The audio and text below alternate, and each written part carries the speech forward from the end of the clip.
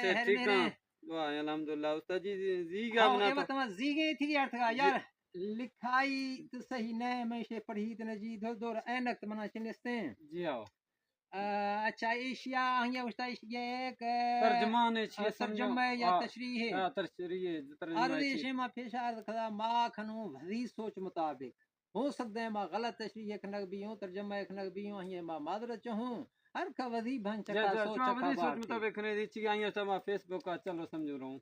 دروشما داس چو تاہی نوزاں دروشما داس چو تاہی نوزاں تاہی نوز چہرہ کچھ نہیں صحیح میں دروشم گوشگیں شکل صحیح ہے ہاں تو میں سمجھ گا یہ استے تو ہم سمول چکا جی جی مست اوکلی ہے میں دلا جی جی دروشم تو میں سمجھ گا لیکن چو تاہی نوزاں چوک ای درنگنی منڈا تہ بھی نا درنگنی تہ شرا نوز گوراں درنگ منڈا چوک نوز شنزک بھی آ پتہ لگی ای ہوا یہ کہتے ہیں دروشما داس چھوتا ہی نوزاں یعنی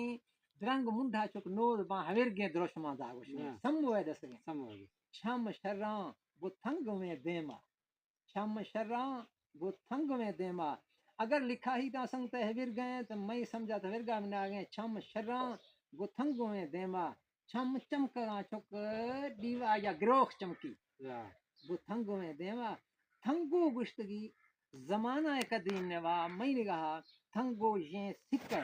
آئیں چکھا سونا ہے یا پتل ہے کوئی آف ہے پھر چمکا یہ ہم ہی مسلح دے گئے ہم ہی ڈوا گوش گئے دیم کستے سمو ہے چمکا چوک تھنگو ہے تھنگو ٹکی گوشتے تھنگو گوشتے میں نے کہا زمانہ قدیمی گل رہستا سکہ پنجی ہے آئیں چکا کستا پتل ہے یا کوئی چاندی رو